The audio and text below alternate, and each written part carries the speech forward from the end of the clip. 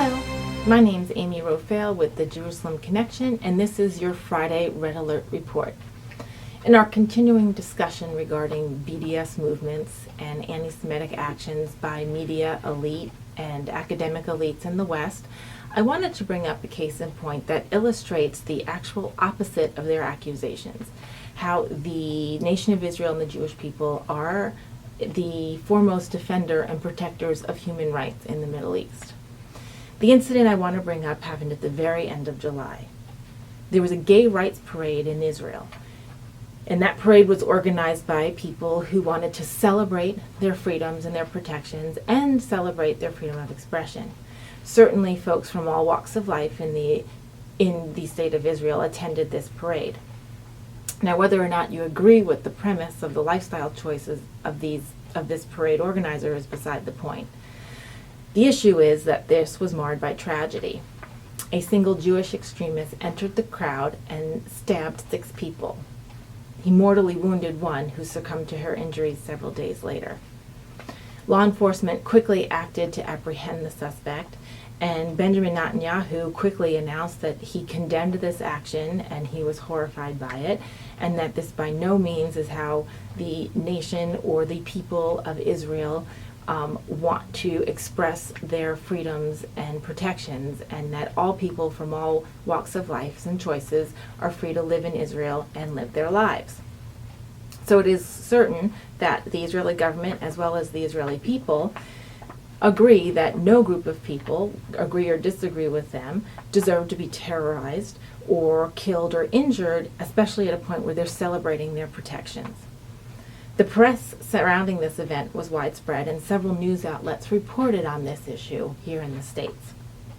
And the thing is, when I heard this report, I too thought that this single extremist certainly marred the event, and by no means is that any justifiable or rationalized way to act, even if you do disagree with the people who are having a parade or any kind of expression. But then I thought about this some more, and in all of the news reports, I marveled at something else. There was a gay rights parade in the Middle East, and it was protected by the law enforcement, and the people surrounding the community were in support of it. And then I realized that the reports in the news actually didn't marvel at this very point, and this is an important point to make. The surrounding nations of Israel, Iran, Iraq, Nigeria, Syria, Lebanon, all around the Middle East, not just on their borders, would systematically condemn, persecute, and even murder or execute any homosexuals with a public expression or celebration of their lifestyle. Indeed, the surrounding nations and regions of the Middle East do not protect this group of people, this minority. Moreover, the same would hold true for women's or gender equality rights as well. So my point is that while people in the media and academic elite in the States would certainly express their support for gay and lesbian rights and homosexual expression, especially here in the States, certainly to the point of not only demanding tolerance for it, but even celebration for it, when the neighbors of the state of Israel violate those same tenets, they are usually pretty silent on that, while at the same time attacking the state of Israel as being a so-called violator of human rights. The very nation state that actually protects this group of people that in the West we would all say certainly deserves the protection.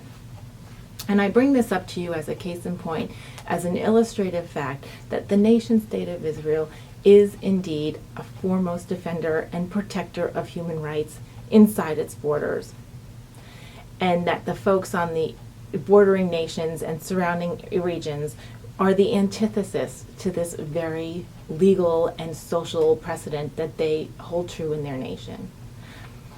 I wanted to bring this up so you have more information and counterpoints to make when dealing with anti-Semitism and accusations of Israel being a human rights violator. Shabbat Shalom.